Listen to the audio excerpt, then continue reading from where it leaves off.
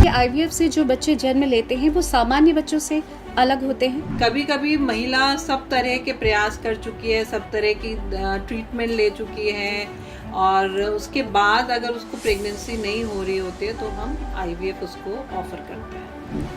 IVF में कुछ ऐसा भी होता है कि जुड़वा या ट्रिपल बच्चे ऐसे हो जाते हैं। ट्विन प्रेगनेंसी या ट्रिपलेट्स के अपने दिक्कतें हैं, जैसे प्रीटर्म डिलीवरी होना या क्या कहते हैं बच्चे जो हैं मशीन में जाना, ये सारी चीज़ें ट्विन प्रेगनेंसी या ट्रिपलेट्स में ज़्यादा होने के चांस हैं। आपको डोनर मिलना, सरोगेट मिलना बहुत ही डिफ़िकल्ट हो गया है। देखिए जो पेशेंट आते हैं वो सोचते हैं कि हमारे पास एक मैजिक वैंड है और हम उसको हिलाएंगे और हम उनको बच्चा दे देंगे।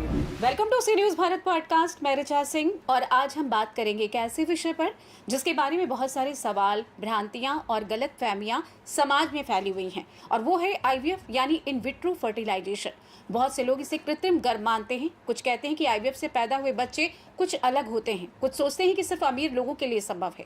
लेकिन सच क्या है, और तमाम सवालों के जवाब आपको इस पॉडकास्ट में मिलेंगे। और इस महत्वपूर्ण विषय पर बात करने के लिए हमारे साथ मौजूद है देश की जानी मानी गायनेकोलॉजिस्ट, आईवीएफ एक्सपर्ट और दीवा आईवीएफ लखनऊ की director doctor Vaishali Jain. Doctor साहब, आपका बहुत बहुत स्वागत है हमारे इस पॉडकास्ट में। क्यों मानते हैं कि जो आईवीएफ से बच्चे होते हैं वो कृत्रिम गर्भ होते हैं, ऐसा क्यों माना जाता है? देखिए, अगर हम आईवीएफ बोलें तो वो असिस्टेड रिप्रोडक्टिव टेक्निक है और इसमें जो है बस जो आर्टिफिशियल चीज़ ये हो रही है, आर्टिफिशियल भी नहीं कहेंगे, इसमें हम भ्रूण को एक कहीं पे एक सिस्टम में डेवलप कर रहे हैं। अंडा हम बाहर निकाल रहे हैं, शुक्राणु हम करके हम उसको एक सिस्टम में डेवलप करके महिला के ही बच्चेदानी में वो डेवलप होता है। तो assisted reproductive technique, assisted word बोलेंगे, इसको कृत्रिम नहीं बोलेंगे। जी बिल्कुल।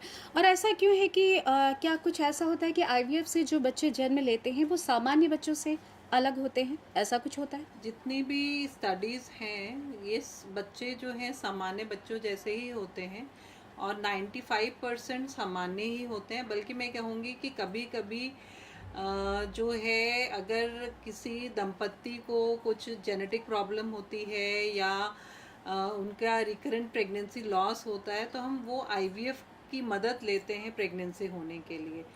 तो एक जो सामान्य प्रेगनेंसी में दिक्कतें आ सकती हैं, वही आईवीएफ की प्रेगनेंसी में भी दिक्कत आती है और बच्चे बिल्कुल सामान्य होते हैं। अभी आपने कहा 95%, तो 5% ऐसा क्यों? 5% आप नॉर्मल प्रेगनेंसी भी होती है उसमें भी 5% बच्चों में दिक्कत हो सकती है। तो सामान्य प्रेगनेंसी में भी 4 to 5% रिस्क रहता है कि प्रेगनेंसी में या बच्चों में दिक्कत हो। तो ऐसे ही आईवीएफ के जो बच्चे होते हैं उनमें भी दिक्कत रहती है। जी। आईवीएफ क्या हमेशा आखिरी विकल्प होता है? ऐसा क्यों होता है, या शुरुआत में भी अपनाया जा सकता है? आईवीएफ को हम कुछ केसेस में, कुछ इंडिकेशंस में हम फर्स्ट ऑप्शन रखते हैं और कुछ केसेस में हम लास्ट ऑप्शन रखते हैं। अगर महिला के दोनों ट्यूब्स ब्लॉक्ड हैं या उसके हस्बैंड में बहुत ज़्यादा सिवियर स्पर्म की डेफिशिएंसी है या फिर उस महिला के अंडे बनने की क्षमता, उसकी एज बहुत ज़्यादा हो गई और उसके नेचुरल तरीके होने से कंसेप्शन कम हो गया है, तो उसमें वो फर्स्ट ऑप्शन होता है। और कभी कभी महिला सब तरह के प्रयास कर चुकी है, सब तरह की ट्रीटमेंट ले चुकी है और उसके बाद अगर उसको प्रेगनेंसी नहीं हो रही होती है तो हम आईवीएफ उसको ऑफ़र करते हैं। जी। आईवीएफ की सफलता को लेकर गलत धारणाएं हैं, तो उनकी दर कितनी है? देखिए, अगर एवरेज हम पूरे वर्ल्ड में माने तो 50 to 70% सक्सेस रेट है और जैसे जैसे महिला की एज बढ़ती जाती है ये सक्सेस रेट कम होता जाता है। तो 50 to 70% जो महिला की एज लेस देन 35 है, 35 to 40 ईयर्स में वो सक्सेस रेट 50 to 30% रह जाता है। और जिन महिलाओं की उम्र 40 साल से ज़्यादा होती है तो सक्सेस रेट 10 to 15% रह जाता है। जी बिल्कुल।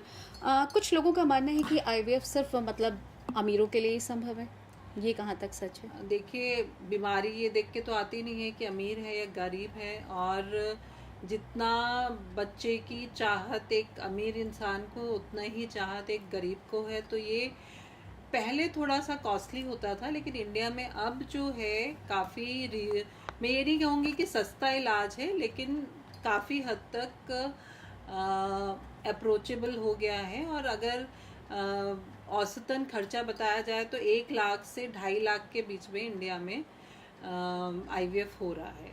जी। आईवीएफ के पीछे कुछ सामाजिक और धार्मिक भ्रांतियां भी हैं, धारणाएं हैं, उसके पीछे क्या लॉजिक है? भ्रांतियां तो यही हैं, जैसे आपने बताया है कि बच्चे सामान्य नहीं होते हैं, ये कृत्रिम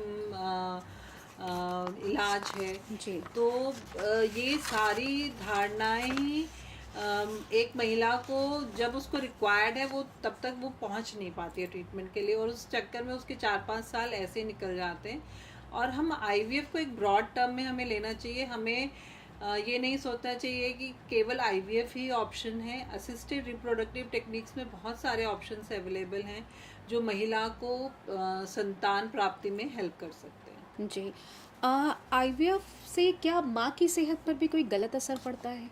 देखिए, जो आईवीएफ का ट्रीटमेंट होता है बहुत ही टेम्प्रेरी होता है। जब वो इंजेक्शन कुछ 10 या 15 दिन इंजेक्शन लगते हैं, या जब उसको बेबी होने वाला होता है या बेबी का हम एम्ब्रियो ट्रांसफ़र करते हैं, तब उसको 10-15 दिन गोली या इंजेक्शन लिखना है। तो ये टेम्प्रेरी ट्रीटमेंट है, ऐसा नहीं है कि उसका वो लाइफ लॉन्ग ट्रीटमेंट चलना है। तो 10-15 दिन की वजह से उसमें कोई भी, उसके शरीर में कोई भी हानिकारक चीज़ें नहीं होती हैं, और जो भी थोड़ा बहुत उस समय दिक्कतें होती हैं वो रिवर्सिबल होती है, मतलब वो विद टाइम सही हो जाती हैं। जी। आईवीएफ में कुछ ऐसा भी होता है कि जुड़वा या ट्रिपल बच्चे ऐसे हो जाते हैं, ये कहाँ तक सच है? आज से कुछ समय पहले तक हम लोग एम्ब्रियो ट्रांसफ़र जब करते थे तो हम जुड़वा या ट्रिपलेट्स में करते थे, क्योंकि उसका सक्सेस रेट ज़्यादा होता था। With advent of newer techniques और जैसे जैसे टाइम हुआ है तो हमारे पास और चीज़ें डेवलप हुई हैं जिससे सक्सेस रेट बढ़ गया है। तो अब सिंगल एम्ब्रियो ट्रांसफ़र को हम प्रेफर करते हैं, क्योंकि ट्विन प्रेगनेंसी या ट्रिपलेट्स के अपने दिक्कतें हैं, जैसे प्रीटर्म डिलीवरी होना, या क्या कहते हैं, बच्चे जो हैं मशीन में जाना, ये सारी चीज़ें ट्विन प्रेगनेंसी या ट्रिपलेट्स में ज़्यादा होने के चांसेस हैं। तो इंडिया में अभी भी थोड़ा बहुत हम लोगों ने चालू करा है, हम लोग भी अब सिंगल एम्ब्रियो ट्रांसफ़र को प्रेफर करते हैं, और उसके भी सक्सेस रेट अच्छे हो रहे हैं। जी।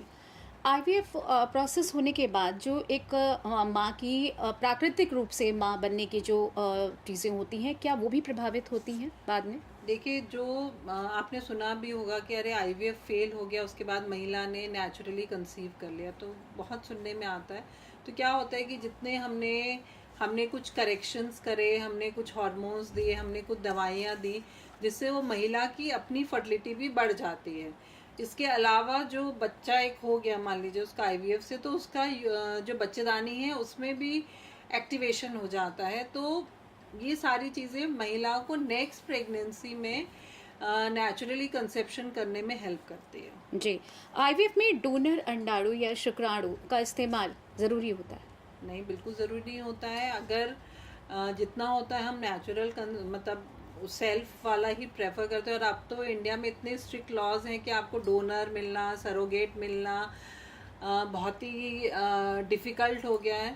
तो हम तो एनकरेज वही करते हैं कि सेल्फ वाला ही हो। कभी कभी जब ऐसी स्थिति होती कि मान लीजिए हस्बैंड के शुक्राणु नील हैं, या वो महिला की उम्र ही ऐसी है कि उसके अंडे ही नहीं बन सकते हैं, तब हम उनको कहते हैं कि आप डोनर एग या डोनर स्पर्म लीजिए। अदरवाइज़ तो सेल्फ ही प्रेफर करा जाता है। आपके पास बहुत से पेशेंट आते होंगे, कभी कभी कुछ कपल्स ऐसे आते हैं जिनमें अगर पुरुष की बात की जाए तो उनमें आईवीएफ को लेकर कुछ इस तरीके की नेगेटिविटी या कुछ इस तरीके के मतलब क्वेश्चंस समझ में आते होंगे आपको कि जो नकारात्मक जाएं, उनको उनके मन में ऐसी क्या चीज़ होती है? देखिए, जो जो पेशेंट आते हैं वो सोचते हैं कि हमारे पास एक मैजिक वैंड है और हम उसको हिलाएंगे और हम उनको बच्चा दे देंगे। तो जो सबसे बड़ी भ्रांति, एक तो कृत्रिम बोला, और एक सक्सेस रेट से भी रिलेटेड कपल्स में बहुत भ्रांति है कि हम आ गए, हमने फर्स्ट टाइम में ही हम कंसीव कर जाएंगे। तो success rate depends on multiple things. आपका क्या कारण है जिसकी वजह से आपको आईवीएफ की ज़रूरत है, आपका जो है कितने साल की इनफर्टिलिटी है जिसकी वजह से आप आईवीएफ करा रहे हो, वो महिला की एज कितनी है, अंडे की क्वालिटी कैसी है, स्पर्म की क्वालिटी कैसी है। तो ये सारी चीज़ें मतलब वो करते हैं, तो उन लोगों को समझाने में थोड़ा हमें लगता है कि भाई ऐसा नहीं है कि मैजिक वैंड है कि बस आप आए और हमने आपको दे दिया। हाँ, आपका हम जो भी सिस्टम है उसको हम करेक्ट करके उम्मीद दे सकते हैं कि 50 to 70% चांसेस है कि सक्सेस होगा, लेकिन 30% में तो नेगेटिव भी जाएगा ना। तो बिल्कुल। वो तो एक्सेप्ट करना ही पड़ेगा। अब एक क्लास में बहुत सारे बच्चे बैठ के ट्यूशन ले रहे हैं या कोचिंग क्लास जाते, तो हर बच्चे का तो वो मार्क्स नहीं आते हैं ना। तो ऐसे ही ये जो प्रोसीजर है, ये इसके लिए हमें समझना पड़ेगा कि इसकी भी अपनी लिमिटेशन है, और इंसान जो डॉक्टर है वो भी भगवान का रिप्लेसमेंट तो नहीं है, तो भगवान की इच्छा के आगे तो कुछ हो ही नहीं सकता है। मतलब आप मानती हैं कि आईवीएफ के बारे में परिवार और समाज में खुलकर बोलने की खुलना जरूरत। बोलें, और अपना अगर आपको दिक्कत है तो आप आइए और उसको डिस्कस करिए और उसका समाधान ढूंढिए। एज अ डॉक्टर आईवीएफ के बारे में जितनी भी भ्रांतियां हैं, तो उसमें एक डॉक्टर की क्या भूमिका हो सकती है? डॉक्टर की भूमिका तो यही है कि हम सबसे पहले तो उनको एट ईज करते हैं कि भाई ऐसा नहीं है कि जो भी चीज़ें सिस्टम में आ रही हैं वो करेक्ट हैं।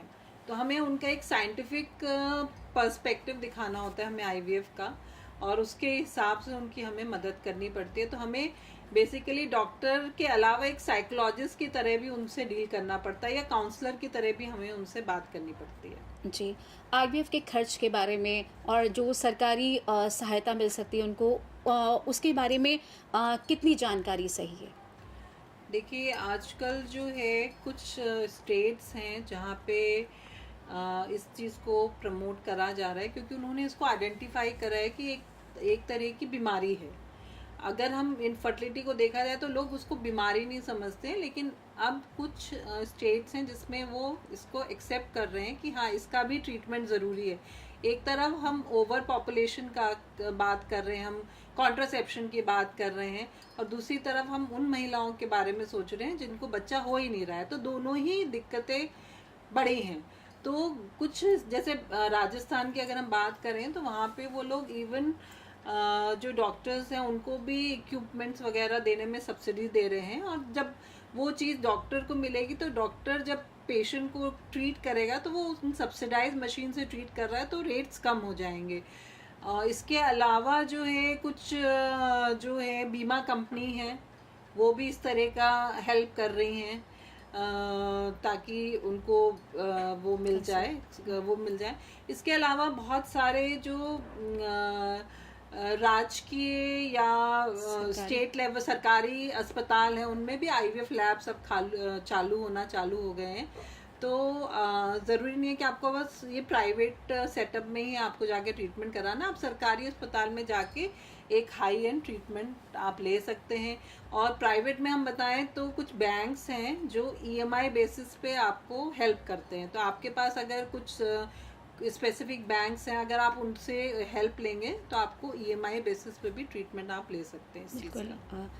आपके पास पेशेंट आते हैं तो आईवीएफ से जुड़े क्या ऐसे मिथक हैं जिनको आप एज अ एग्जाम्पल दे के उन मिथक को, जो उनके मन में जो भी भ्रांतियां हैं, जैसे कि पहले भी हमने बात करी है, तो वो दूर होती हैं? देखिए, पर्सनल अगर हम देखा जाए तो हम यूजुअली जैसे एक ये मीडियम है, इसके अलावा भी हम बहुत सारे इंटरेक्शंस करवाते हैं, ताकि एक कपल है जिसको बच्चा नहीं हो रहा है और जिसको बच्चा हो गया है, और वो किस स्टेज से गुजरा या क्या क्या दिक्कतें हुई, तो वो चीज़ें हम रिकॉर्ड करके उनको दिखाते हैं, सुनाते हैं, मीटिंग करवाते हैं कभी कभी हमारे जो पुराने कपल्स हैं उसके अलावा। और जो सोशल मीडिया तो आजकल बहुत एक्टिव हो ही गया इन सब चीज़ों के लिए, तो सब चीज़ मिला जुला के इट इज़ हेल्पिंग। और हम तो काउंसिल करते ही हैं कि क्या साइंटिफिक एविडेंस है इससे रिलेटेड, भ्रांतियाँ जो हैं वो सब गलत हैं। मतलब कि एज अ डॉक्टर आप मानती हैं कि इसका जितना प्रचार किया जाए तो जो मिथक हैं, जो भी भ्रांतियां हैं लोगों के मन में, वो दूर होंगी। जी।